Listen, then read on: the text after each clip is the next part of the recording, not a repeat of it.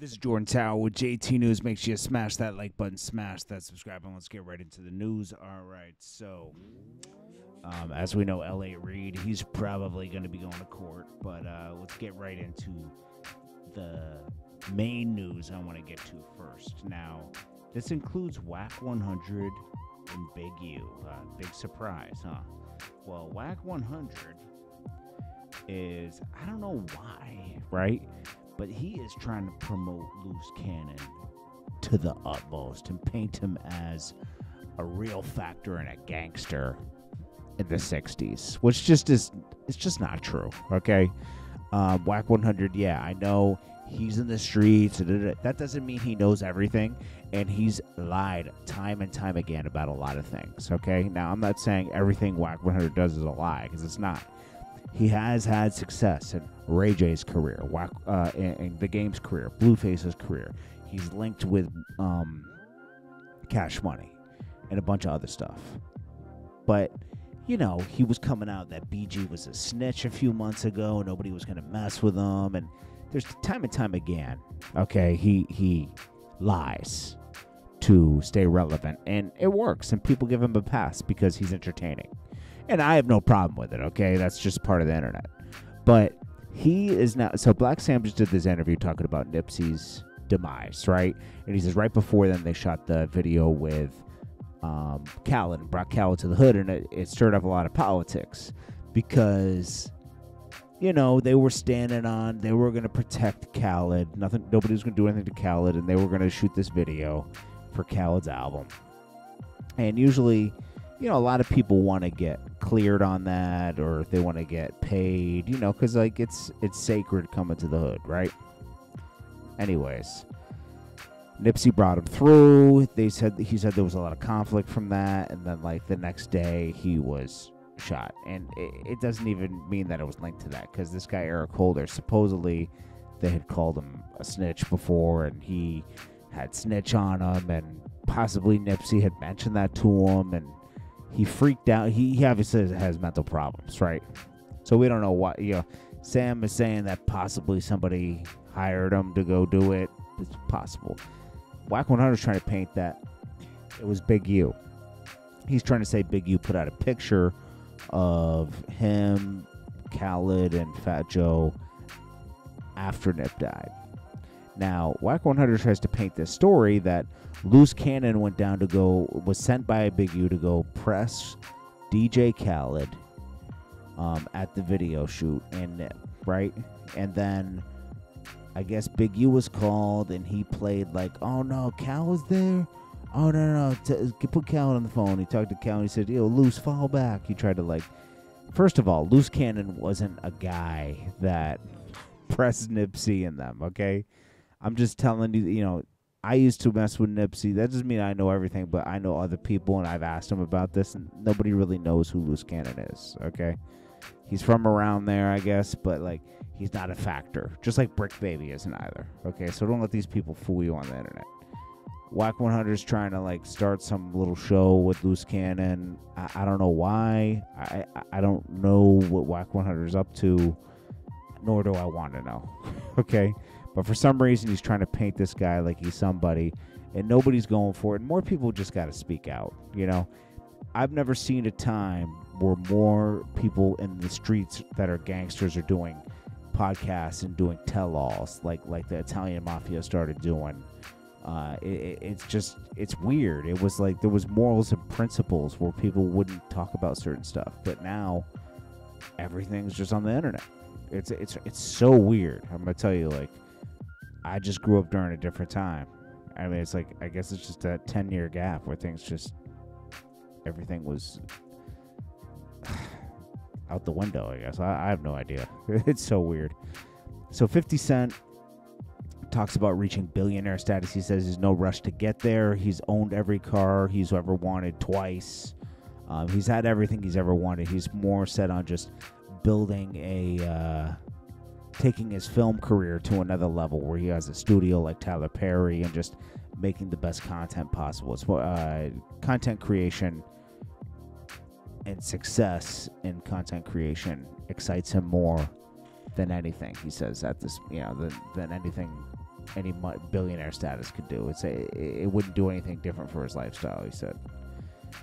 He's rich already. I mean, at certain points, it's like, yeah, you could buy more things, but that's not necessarily going to fulfill you. 50 Cent's accomplished a lot in his career, so it's understandable. I'm not even going to get into this really because Meek Mill's like talking politics for some reason. He's talking about, he has questions for Kamala, and then he talks about Trump. I mean, it's like, I'm not going to get into all that. Meek's just shooting off tweets as usual.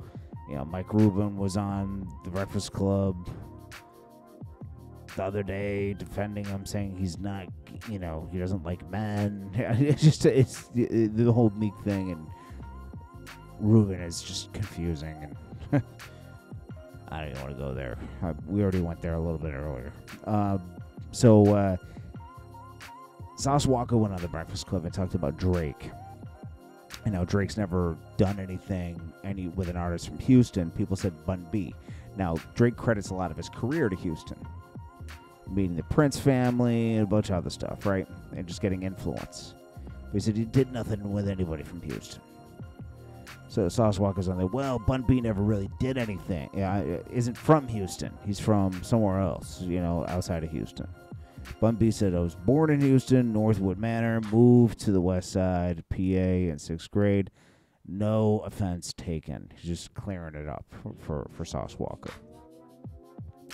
A lot of people were saying Sauce Walker's just trying to guilt Drake into giving him a verse. I don't know. The owner of Famous Amos, well, the creator of, he didn't own it. He made some business mistakes. If you ever watched the Shark Tank episode with him on it, it breaks it down, where he made some business mistakes to expand the company, and ended up selling too many shares of it, and ended up not owning any of it, which is very sad. But Wally Amos passed away today at 88 years old. And who didn't like them cookies growing up? Those little bite-sized cookie. Driest cookies ever.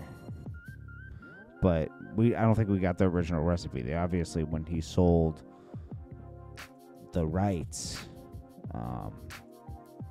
they changed the recipe up to make it more profitable. He had started another cookie company out of Hawaii called the Uncle No Name's Cookie Company. But, damn. Someone said about don't eat a bag of Famous Amos in his honor because he didn't get a penny from it. It's actually a really sad story, man. Damn.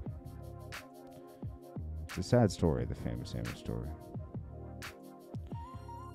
Schoolboy Q says, no such thing as a black on black anything. He's talking about Michael Rubin, he says he doesn't like everybody teasing Lil Baby and Meek Mill and everybody for being at his parties and this and that. He's like, it's black people shouldn't do that to black people. I mean, bro, people just make fun of people.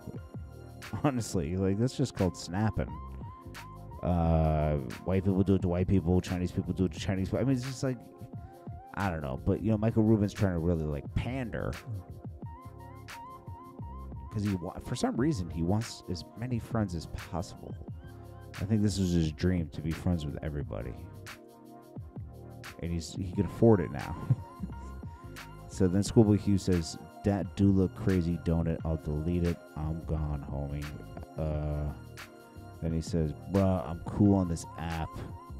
He's out of control." I don't know what he was talking about. Then Tyler, the creator, says he doesn't like this guy named Ian. It's a white kid in Atlanta that's like, he thinks he's mocking Gucci Mane and Future. And he says, I don't like that. And then Boo, which is Akon's brother, who manages, I don't know if he still manages Kanye, but he managed Kanye, he managed Akon, he managed a bunch of people. I think he was also, he did something with Vivo. I think he was one of the heads of Vivo. He says, yo, I signed in. I'm from Atlanta. Is Boo from, Boo lives in Atlanta. I don't think he's from Atlanta. He says, he sounds nothing like Gucci or Future. It's called influence, but I never really thought I'd say a day where you become an old hater on the youth. I think Tyler the Creator has a. I mean, he's pretty passionate about music, you know. So I don't know if he's a hater. Maybe he just sees something that Boo doesn't. But to Boo, it's an investment. I don't know. Anyways, this is Jordan Tower with JT News. I'll get back to the news. I was traveling today. That's why I was a little slow on the news today. But we'll get back to it tomorrow. This is Jordan Tower with JT News. Peace.